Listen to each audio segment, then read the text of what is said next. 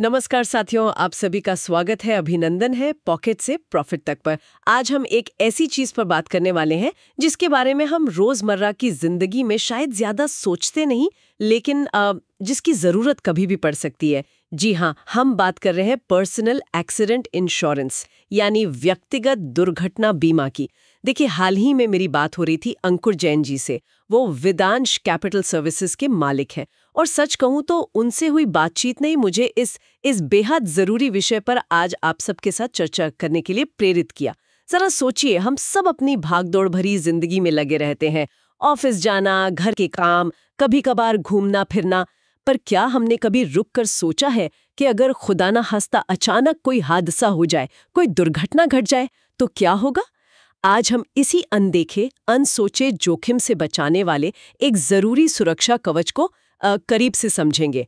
तो सबसे पहले ये समझने की कोशिश करते हैं कि ये पर्सनल एक्सीडेंट इंश्योरेंस आखिर है क्या भला। मतलब सुनने में तो इंश्योरेंस जैसा ही लगता है, पर ये हेल्थ या लाइफ इंश्योरेंस से अलग कैसे है? हाँ, आपने बहुत सही सवाल उठाया। देखिए, आम भाषा में अगर कहें तो पर्सनल एक्सीडेंट इंश्योरेंस एक खास तरह का बीमा है। ये सिर्फ और सिर्फ किसी दुर्घटना यानी एक्सीडेंट की वजह से होने वाले शारीरिक या समझ लीजिए आर्थिक नुकसान की भरपाई के लिए बनाया गया है। ये आपके हेल्थ इंश्योरेंस या लाइफ इंश्योरेंस से बिल्कुल अलग है। हाँ, उनके साथ मिलकर काम करता है, पर उनका विकल्प नहीं है। ये समझना जरूरी है। अच्छा, मतलब ये खास तौर पर एक्सीडेंट्स को ही कवर करता है। ठीक है। पर सवाल ये उठता है कि इसकी जरूरत क्यों है? हम भारतीय अक्सर मेरे साथ ऐसा नहीं होगा वाली सोच रखते हैं, या फिर भगवान पे भरोसा है कहकर निश्चिंत हो जाते हैं। ये सोच बहुत आम है, पर थोड़ी जोखिम भरी भी है।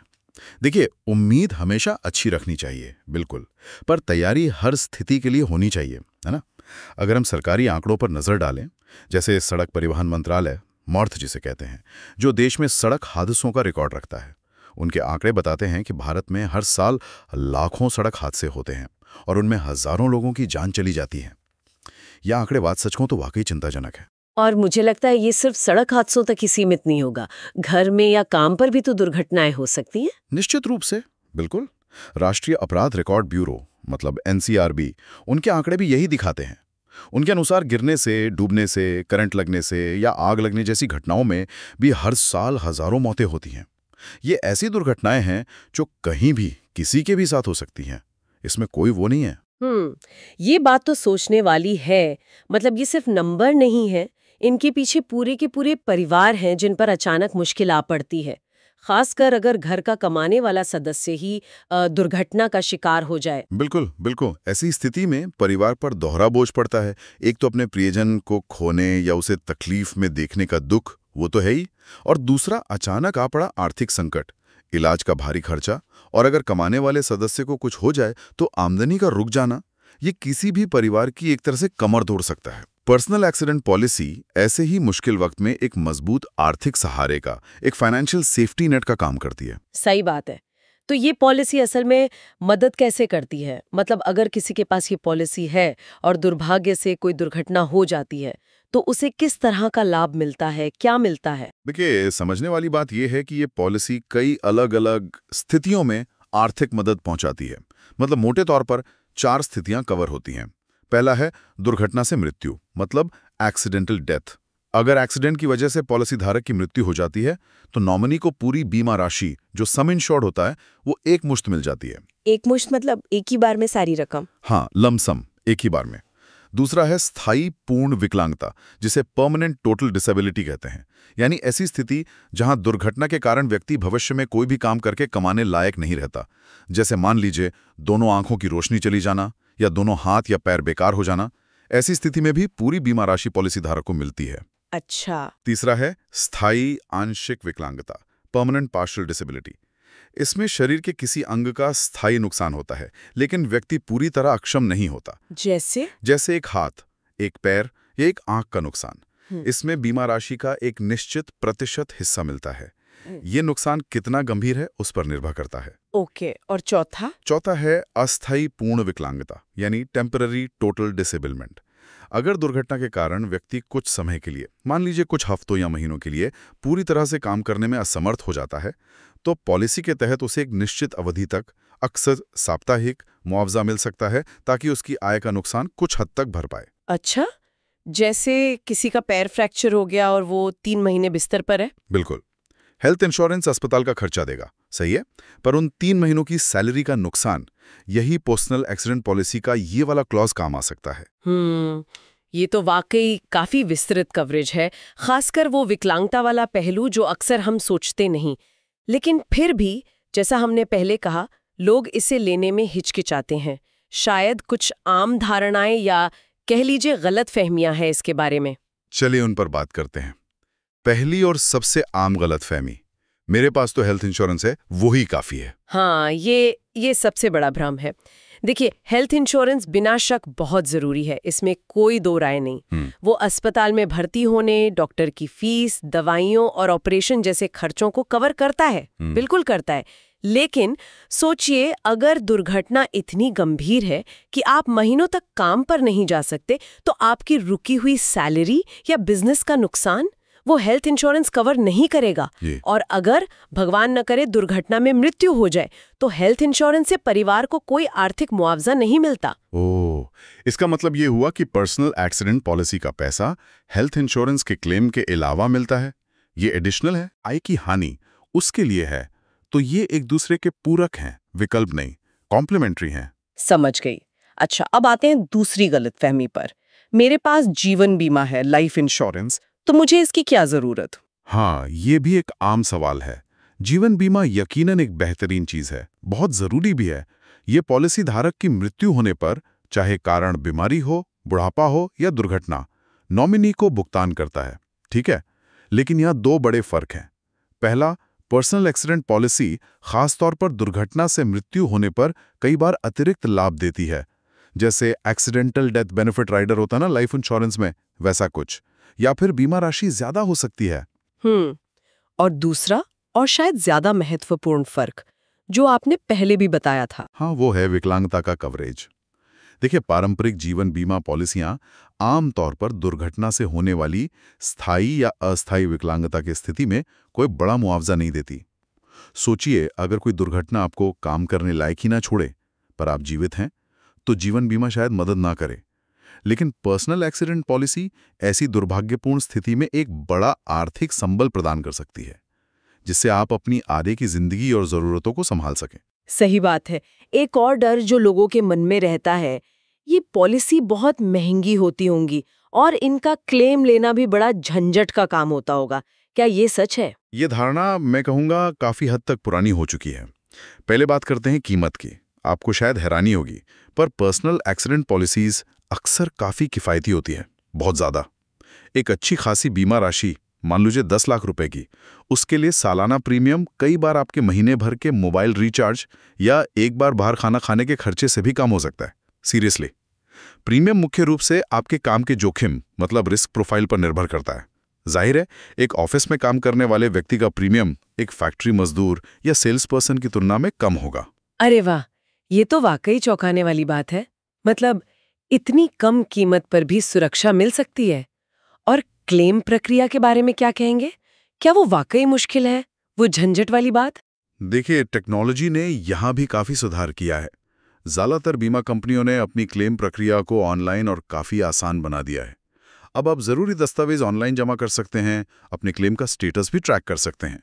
हाँ, ये ज़रूर है कि आपको पता होना चाहिए कि कौन से दस्तावेज चाहिए और प्रक्रिया क्या है। थोड़ी जानकारी तो रखनी पड़ेगी। लेकिन ये अब पहले जैसा जटिल या लंबा इंतज़ार कराने वाला नहीं रहा। सही जानकारी और सही दस्तावेज हों तो क्लेम मिलना काफ़ी सुगम हो गया है। एक मज़ेदार तर्क या कहें गलतफहमी ये भी सुनने मिलती है। मैं तो ऑफिस में कंप्यूटर पर काम करती हूँ, दिन भर कुर्सी पर बैठी रहती हूँ, मुझे एक्सीडेंट का क्या खतरा? हाँ, ये सुनने में आता है। पर क्या एक्सीडेंट सिर्फ सड़क पर या फैक्ट्री में ही होते हैं? सोचिए, घर में बाथरूम में फिसल गए, सीढ़ियों से गिर गए, वीकेंड पर कहीं घूमने गए और वहां कोई हादसा हो गया, या शाम को पार्क में बच्चों के साथ खेलते हुए हड्डी टूट गई। ये सब दुर्घटनाएं हैं और ये कहीं भी किसी के भी साथ हो सकती हैं, चाहे उनका काम कितना भी सुरक्षित क्यों ना लगता हो। सही बात है, बिल्कुल सही कहा।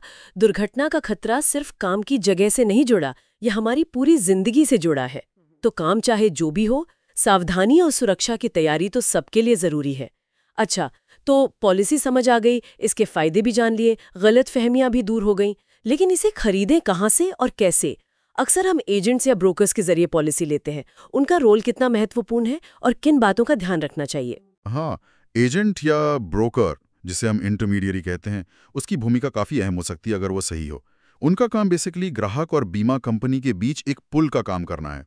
एक अच्छा एजेंट आपकी ज़रूरतें समझेगा, आपका काम क्या है, आय कितनी है, परिवार में कौन-कौन है, जिम्मेदारियां क्या हैं, लाइफस्टाइल कैसा है, इन सबको समझकर उसके आधार पर आपको सही पॉलिसी और सही बीमा राशि, मतलब सम इंश्योर्ड, चुनने में मदद करेगा। और एक अच्छे एजेंट की क्या पहचान है? वो क्या-क्या करेगा? वो आपको पॉलिसी की पूरी जानकारी देगा, क्या कवर होता है, इंक्लूजन्स, और उससे भी ज़्यादा ज़रूरी, क्या कवर नहीं होता, एक्सक्लूजन्स, ये बहुत ज़रूरी है। वो क्लेम की प्रक्रिया समझाएगा, फॉर्म भरने में सही सही मदद करेगा ताकि कोई जानकारी गलत ना रह जाए। और उसकी जिम्मेदारी सिर्फ पॉलिसी बेचने पर खत्म नहीं होती। एक अच्छा एजेंट रिन्यूअल के समय याद दिलाएगा, और अगर कभी क्लेम की जरूरत पड़े, जो मुश्किल समय होता है, तो उस वक्त आपका साथ देगा, प्रक्रिया में मदद करेगा। लेकिन कई बार सुनने में आता है कि एजेंट ने गलत पॉलिसी बेच दी या पूरी जानकारी नहीं दी। ऐसी गड़बड़ियों से कैसे बचें? मिस सेलिंग जिसे कहते हैं। हाँ, ये एक समस्या है, मिस सेलिंग। कई बार एजेंट अपने कमीशन के लालच में ऐसी पॉलिसी बेच देते हैं जो ग्राहक के लिए सही नहीं होती या ज़रूरत से ज़्यादा महंगी होती है। या फिर पॉलिसी की कमियां, जैसे क्या क्या कवर नहीं होगा, एक्सक्लूजन्स, वो छुपा लेते हैं, बताते ही नहीं। कई बार वादे तो बड़े बड़े करते हैं, पर क्लेम के समय गायब हो जाते हैं, मिलते ही नहीं। तो ऐसे में हमारी क्या जिम्मेदारी बनती है? हम क्या करें एक ग्राहक के तौर पर? सबसे ज़रूरी सलाह है, आंख बंद करके सिर्फ एजेंट पर भरोसा ना करें। खुद भी थोड़ी रिसर्च करें, थोड़ी मेहनत करें। आजकल इंटरनेट पर लगभग हर पॉलिसी की जानकारी आसानी से मिल जाती है। अलग अलग कंपनियों की पॉलिसी की तुलना करें, कंपेयर करें। एजेंट से जितने चाहें सवाल पूछें, तब तक पूछें जब तक आप पूरी तरह संतुष्ट ना हो जाएं। हिचकिचाएं नहीं। पॉलिसी के दस्तावेज, खासकर नियम और शर्तें, टर्म्स एंड कंडीशंस, उनको ध्यान से पढ़ें। खासकर एक्सक्लूशंस वाला हिस्सा जरूर पढ़ें। अगर जरूरत लगे तो किसी दूसरे जानकार व्यक्ति से भी सलाह लें, सेकंड ओपिनियन लें। याद रखें, ये आपकी और आपके परिवार की सुरक्षा का सवाल है, इसलिए फैसला सोच समझकर पूरी जानकारी के साथ ही लेना चाहिए। बिल्कुल। आपने कीमत की बात की थी कि ये सस्ती हो सकती है, और कहाँ से खरीद सकते हैं इसे? क्या ऑप्शंस हैं? हाँ, आजकल पॉलिसी खरीदना बहुत आसान है। सबसे पहला और शायद सबसे अच्छा तरीका है ऑनलाइन। आप लगभग सभी बड़ी बीमा कंपनियों की वेबसाइट पर जाकर सीधे ऑनलाइन खरीद सकते हैं। वहां आप पॉलिसियों की तुलना भी कर सकते हैं। यह तेज और पारदर्शी तरीका है। दूसरा तरीका है बीमा एग्रीगेटर्स की वेबसाइट्स, जैसे पॉलिसी बाजार वगैरह, जहां एक ही जगह कई कंपनियों की पॉलिसी मिल जाती हैं। कंपेयर करना आसान हो जाता है। और तीसरा वो पारंपरिक तरीका है ही, यानी एजेंट या ब्रोकर के माध्यम से खरीदना, वो भी एक विकल्प है। ठीक है। ये सारी बातें जानने के बाद एक सवाल मेरे मन में आ रहा है। अगर ये इतनी ज़रूरी है, इतनी सस्ती है और आसानी से मिल भी जाती है, तो फिर इंतज़ार किस बात का? आपने मेरे मन की बात कह दी। बिल्कुल, इंतजार क्यों करना? दुर्घटनाएं कभी कैलेंडर देखकर या हमसे पूछकर नहीं आती हैं। वो अचानक होती हैं, कभी भी। हम उन्हें रोक नहीं सकते शायद, पर उनके कारण होने वाले आर्थिक झटके के लिए तैयारी तो कर ही सकते हैं, है ना? पर्सनल एक्सीडेंट पॉलिसी इसी तैयारी का एक बहुत ही सरल, सस्ता और प्रभावी तरीका है। ये सिर्फ पैसे की बात नहीं है, शायद ये मन की शांति की भी बात है, एक सुकून की। निश्चित रूप से, बिल्कुल। ये जानना कि अगर कल कुछ अनहोनी हो भी गई, तो मेरे परिवार पर अचानक आर्थिक बोझ नहीं पड़ेगा, उनके पास एक सहारा होगा। ये एहसास मन को बहुत सुकून देता है। पीस ऑफ माइंड जिसे कहते हैं। किसी बुरी घटना का इंतजार करने से बेहतर है आज ही अपनी और अपने परिवार की सुरक्षा सुनिश्चित कर ली जाए। बिल्कुल सही कहा। चलिए अब एक आम सवाल लेते हैं, जो इतनी चर्चा के बाद भी अक्सर कई लोगों के मन में रह जाता है। क्वेश्चन: क्या पर्सनल एक्सीडेंट इंश्योरेंस में सिर्फ बड़ी दुर्घटनाएं ही कवर होती हैं, या छोटी मोटी चोट लगने पर भी कुछ मिलता है, जैसे हल्की खरोंच या मोच? हाँ, ये एक अच्छा सवाल है।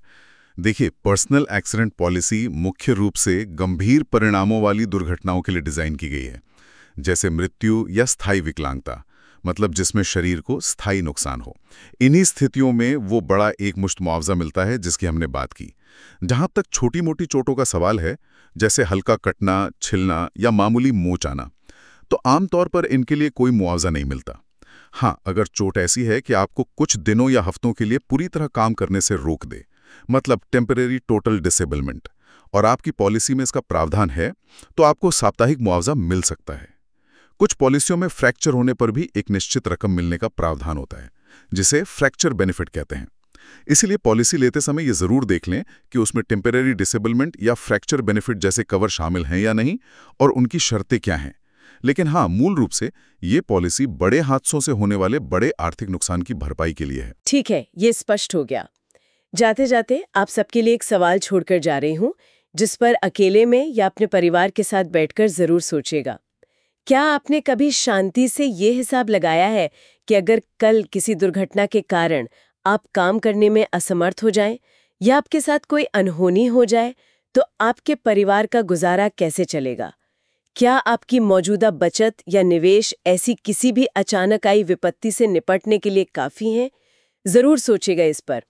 अगर आप चाहते हैं हम आपके लिए इसी तरह और नए और इनोवेटिव प्रोडक्ट्स को डिकोड करें, तो कमेंट बॉक्स में लिखें। साथ ही चैनल को सब्सक्राइब एंड लाइक करना ना भूलें। आपके रिस्पॉन्स एंड कमेंट्स हमें और नए प्रोडक्ट्स पर काम करने की प्रेरणा देते हैं। आज के लिए इतना ही। अपना और अपनों का ख्याल रखें। नमस्कार।